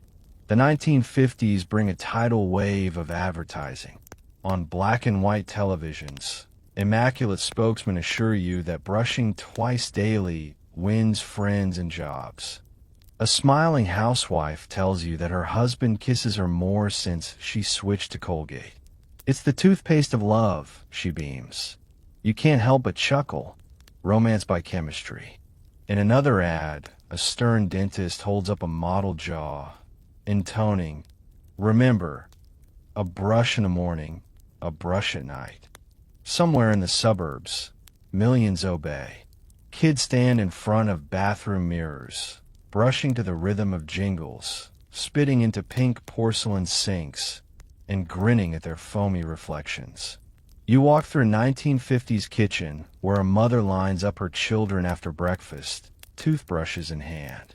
Circular motions, she instructs, and don't forget the back ones. It's a scene replayed in households around the world. What began in war camps has become domestic law, and the brush itself evolves. Plastic replaces bone, nylon replaces boar bristles, and colors explode. Red, blue, green, cheerful little flags of modern hygiene. The first electric toothbrush hums onto the market in the 1950s, promising the dentist's clean feeling at home. It's loud, bulky, and wildly inefficient, but it feels like the future. You try one and nearly buzz your gums off. Progress, indeed. In post-war Japan, Germany, and the U.S., toothbrush production becomes an art of efficiency. Entire factories are dedicated to molding, trimming, and packaging brushes by the thousands. Hygiene becomes democracy, affordable, accessible, and heavily advertised. Even schools distribute toothbrushes to students. Brush after every meal. Teachers chant like mantras. You pass through a bustling train station and spot a vending machine selling toothpaste samples for a penny. A man buys one, tears open the foil, and brushes right there on the platform. It's a strange, mini testament to modern obsession. As the century rolls on, brands compete fiercely. Pepsodent touts its secret ingredient, irium. Colgate counters with scientifically proven fluoride protection. Crest launches a campaign claiming to build strong teeth, 9 ways better. You grin, half amused, half impressed. The battle for mouths has gone corporate. By the 1960s, television ads feature astronauts brushing in zero gravity, models laughing in slow motion, and dentists holding clipboards like prophets of hygiene. 4 out of 5 dentists recommend becomes the chant of an era. You imagine the 5th dentist just shaking his head in disbelief. But somewhere between the jingles and the mint, something deeper shifts. Brushing isn't just about cleanliness anymore. It's about identity. It's how you start a day, how you face the world, how you keep chaos at bay. You lean against a bathroom sink, foam swirling down the drain, and realize you're watching one of humanity's simplest yet most enduring rituals. As night falls, a soldier's toothbrush lies beside his medals. A factory worker's tube sits by the soap dish. A child's electric brush hums softly in the dark. Across continents, the same sound echoes. The steady rhythm of bristles, the quiet rebellion against decay. You smile to yourself. In a century of destruction, brushing your teeth is the gentlest act of order. Tomorrow, the advertisements will get shinier, the science more sophisticated, and the smiles impossibly white. But for now, in this war-torn, mint-scented century, humanity has finally learned how to keep its mouth, and maybe its conscience, a little cleaner. The world brightens with neon signs and chrome reflections. It's the mid-20th century now, an age of optimism, convenience, and the great promise of science. You open your eyes to a supermarket aisle lined with endless boxes, bottles, and tubes. The air smells faintly of mint and plastic. Somewhere, a loudspeaker hums, Colgate, because you're worth smiling for. Welcome to the plastic age, where brushing your teeth is no longer a chore. It's a lifestyle. You pick up a tube from the shelf. It's glossy, bright red, with a shiny white stripe that screams modern. You twist the cap, squeeze a little, and out comes a perfectly smooth swirl of paste. White, green, and red in flawless layers. It smells of cool mint and chemicals that sound like they were named by a poet with a degree in chemistry. A woman nearby tosses 2 tubes into her basket without looking. They're on sale. Buy one, get one free, she says, smiling. The toothpaste revolution has gone commercial. Everyone's brushing, and everyone's buying. Historians still argue whether this explosion of products improved dental health or just perfected consumerism. Either way, it worked. By the 1950s, nearly every household in the developed world has a toothbrush for each family member. Dentists report cleaner teeth, fewer cavities, and brighter smiles. Fluoride, now a household word, has become the invisible hero of hygiene, and a public controversy in equal measure. You stroll down the aisle, reading labels, now with added fluoride, clinically proven, whitening action guaranteed.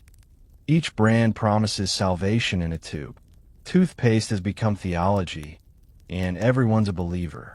You pick up an old Pepsodent ad from a nearby magazine rack. A man with a perfect jawline grins under the caption. You'll wonder where the yellow went.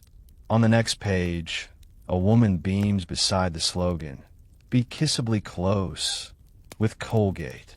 You chuckle softly. A clean mouth has finally become synonymous with desirability. The mouth isn't just for eating or speaking anymore. it's for selling. At a dentist's office nearby, white walls gleam under fluorescent lights. A young man in a lab coat adjusts his glasses, proudly explaining how fluoride strengthens enamel and kills bacteria. It's science, he says firmly, tapping a model molar with his pen. No more superstition, just chemistry. You smile. The age of magic powders and animal dung is long gone. But science can't resist a little glamour.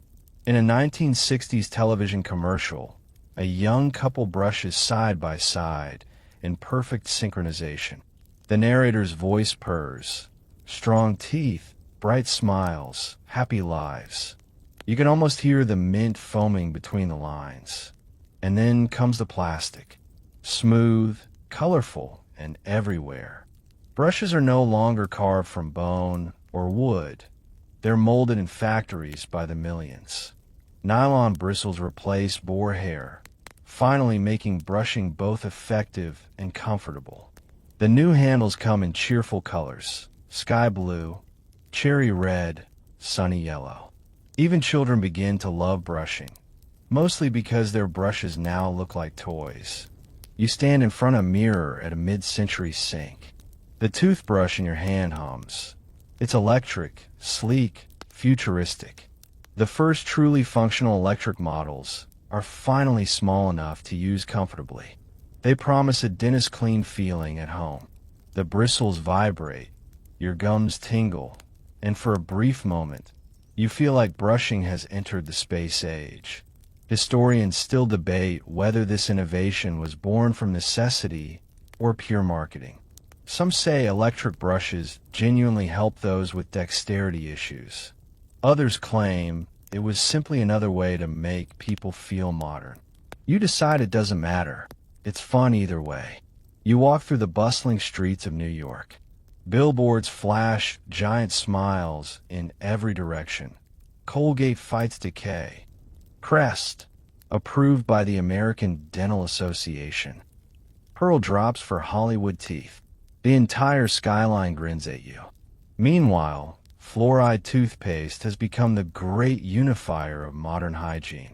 In 1956, Crest introduces its fluoridated formula and stamps it with the ADA seal. Sales explode overnight. Parents trust it, dentists endorse it, and soon, fluoride becomes a quiet cornerstone of health policy. It's in your toothpaste, your tap water, even your chewing gum. You visit a small-town kitchen in the 1970s. A mother hums while lining up 3 plastic brushes on the sink. One red, one blue, one yellow. Brush before bed, kids, she says. Doctor's orders. The kids groan but obey, foamy mouths giggling as they compare who can spit the farthest into the sink. You laugh softly. Brushing has become a bedtime ritual, woven into the rhythm of daily life. Yet, even perfection has competition. The 1980s bring the rise of whitening. It's no longer enough to have clean teeth. They must shine like movie lights. Toothpaste now promises instant brilliance and camera-ready confidence. People chase brightness the way their ancestors once chased holiness. You stand in a bathroom lined with mirrors as a businessman brushes feverishly before a meeting, muttering, "No one takes yellow teeth seriously." You think, the gods have changed, but the prayers are the same. The packaging gets sleeker, the formula's more complex. Calcium carbonate joins fluoride, then hydrogen peroxide, baking soda, and enzymes. Tubes turn into pumps, gels replace creams, and the word antibacterial becomes gospel. Toothpaste starts sounding less like a hygiene product and more like a pharmaceutical miracle. Even the flavor evolves. Peppermint dominates, but soon there's cinnamon, wintergreen, spearmint, and even bubblegum for kids. One brand even experiments with coffee-flavored paste. You try it once. It tastes like regret. Through it all, one thing becomes clear. Brushing isn't just about teeth anymore. It's about belonging. Every culture, Every class, every home does it. The same motion, the same sound, the quiet rhythm of bristles sweeping over enamel connects the world like heartbeat and breath. By the time the century ends, brushing is universal. Travelers pack toothpaste like passports. Hotels offer disposable brushes. Airlines hand out mini fresh kits. Somewhere in a neon-lit apartment, a woman brushes her teeth while a man in Tokyo does the same, both gazing into mirrors, both unknowingly performing the same ancient ritual that began with sticks and sand. As the city lights flicker against the window, you think about all the hands that brought you here, the priests of Egypt, the monks of Europe, the merchants, the chemists, the soldiers, the scientists. Every stroke of your brush is their legacy, a quiet whisper of progress with every mint-scented breath. Tomorrow, you'll wake in the 21st century, where smiles are filtered, teeth are digitally whitened, and toothpaste ads look like perfume commercials. But tonight, under the hum of a fluorescent bathroom light, you rinse your brush, spit into the sink, and smile. The foam fades down the drain, but history still lingers on your tongue, sweet, sharp, and unmistakably human. The mirror glows blue with LED light. The hum of an electric toothbrush fills the quiet. You're standing in the present, our own century, where brushing your teeth has become both routine and ritual, ancient habit and high-tech obsession. The toothpaste tube on the counter reads, Ultra Whitening Plus Smart Enzyme Shield. The brush in your hand isn't carved from bone or made from boar bristles. It's sleek, ergonomic, charged by USB, and probably smarter than your phone. You press the button, the brush buzzes gently, lights flicker, and within seconds, mint floods your mouth like a small blizzard. The foam tastes clean, clinical, synthetic, engineered perfection. You stare at your reflection and realize you're the living endpoint of 5,000 years of human experimentation, superstition, and vanity. You, with your electric brush and fluoride paste, are the sum of every stick, twig, shell, and powder that came before. Historians still argue whether the 21st century perfected oral hygiene or just commercialized it beyond recognition. After all, toothpaste today promises more than cleanliness. It promises identity. You're no longer just brushing. You're choosing a lifestyle. Charcoal detox, eco mint, whitening strips with LED accelerator. Every product whispers a different version of self. Natural, high-tech, rebellious, refined. The bathroom shelf has become a museum of personalities. You scroll through your phone while brushing, because of course you do, and an ad plays between videos. A smiling influencer with porcelain teeth saying, "Your smile is your brand." You laugh through the foam. Once upon a time, brushing was prayer. Now it's marketing. The gods of hygiene have traded temples for TikTok. Yet for all the glossy packaging, the ritual itself hasn't changed. You still lift the brush, still move in small circles, still rinse and spit and sigh at the mirror. Somewhere inside that motion, the Stone Age survives.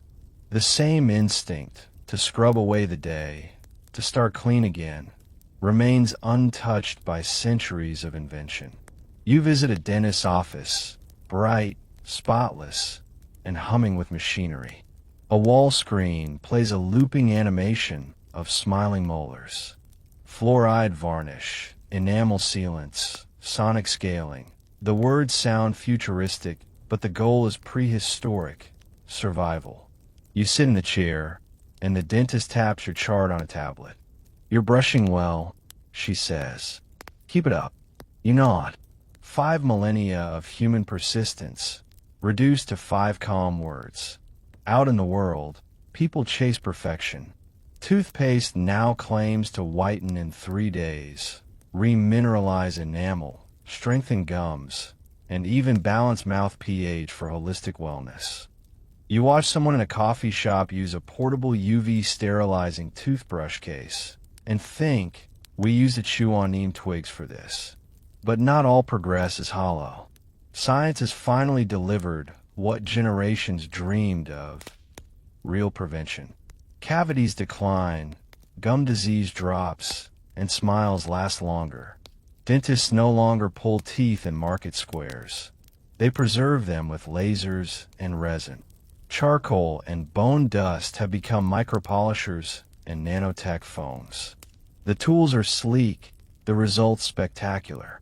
Humanity, for once, has outsmarted decay. And yet, you can't help wondering if something simpler got lost along the way. In ancient times, brushing connected people to earth and ritual, to wood, salt, and fire. Now it connects you to chargers, screens, and sales pitches. Cleanliness became comfort, then confidence, then performance. You spit into a sink that glows blue, watching the foam spiral like a galaxy, and think, maybe every age brushes away what it fears most. For cavemen, it was rot. For Victorians, shame. For you, it's imperfection. Still, progress keeps humming. Toothpaste comes in recyclable tubes. Brushes are made from bamboo again. History looping back on itself like a quiet grin. Somewhere, a company sells prehistoric-inspired oral kits. You smile at the irony. The future, it seems, always ends up chewing on the past. You travel in your mind through all the places you've been on this journey. The flicker of firelight in a cave, the golden temples of Egypt, the marble courtyards of Rome, the herbal shops of China and India, the smoky hearths of colonial America. Every generation scraping, rinsing, spitting, each believing they've finally mastered the mouth. Now, under sterile light and humming electronics, you realize they were all right in their own way. Every culture, every experiment, was one more stroke in the same long motion. The human hand rising each morning to wipe away yesterday. You rinse once more, the mint sharp and cold, and stare at your reflection.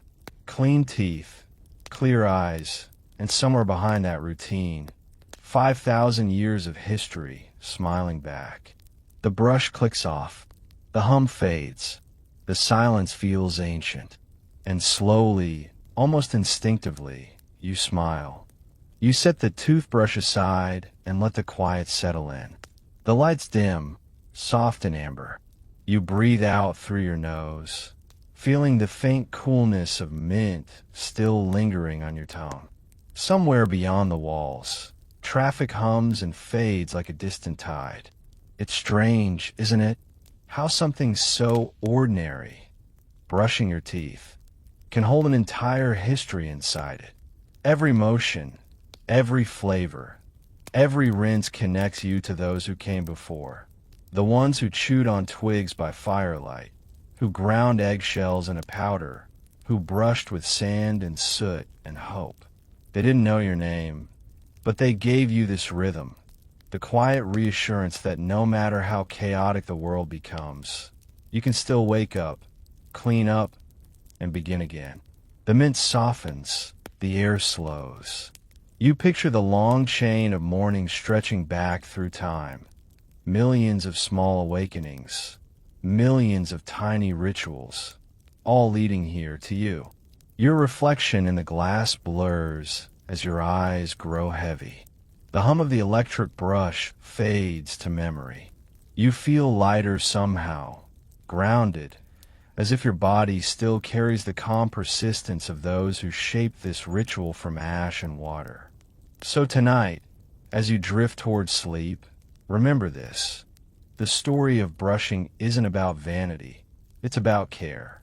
About choosing again and again to preserve what time tries to erode. The day dissolves. The mint fades. The breath evens out. You are safe. You are clean. And you are part of something endlessly human. Sweet dreams.